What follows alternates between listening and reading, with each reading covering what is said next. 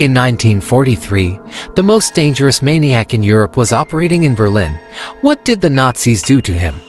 Do you think that the most terrifying serial killer was the Soviet Chikatilo? You are mistaken. The German Bruno Ludke, who operated in Berlin during Hitler's time, could well contend for this title.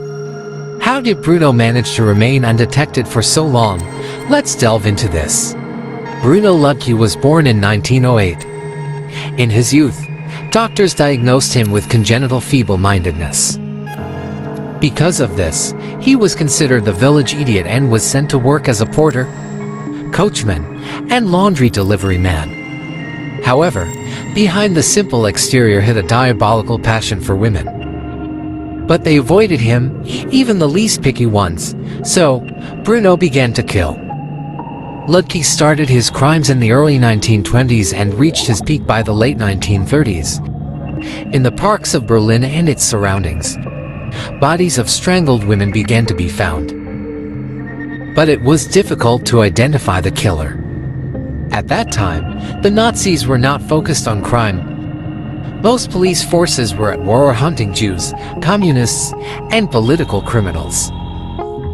Moreover, in Nazi Germany, it was believed that racially pure Aryans could not kill each other due to mental disorders. The police stumbled upon Ludke by chance.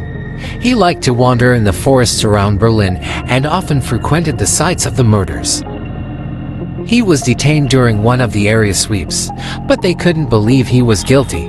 The police knew him as a petty thief. "He's a harmless guy, wouldn't hurt a fly," said the neighbors. However, everything pointed to his involvement in the crimes. Besides, most men were at the front, and Ludke, for obvious reasons, was not drafted.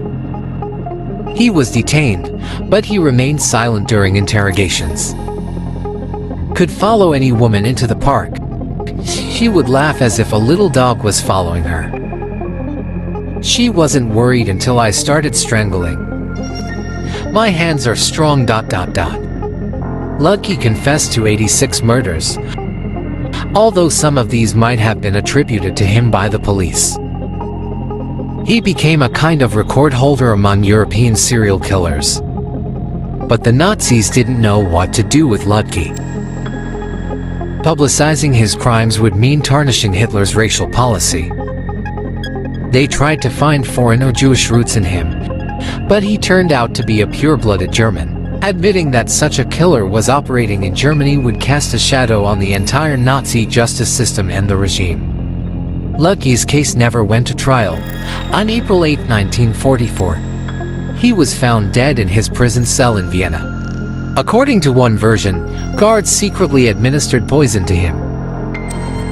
According to another, the Nazis conducted horrific experiments on him, trying to prove congenital criminality. Ludke's exhausted body couldn't withstand it. The full Ludke case became known only after the fall of the Third Reich. There is an opinion that he was innocent and falsely confessed under police pressure. Commissioner Franz himself died in the bombing of Berlin in 1945, and we will never hear his testimony.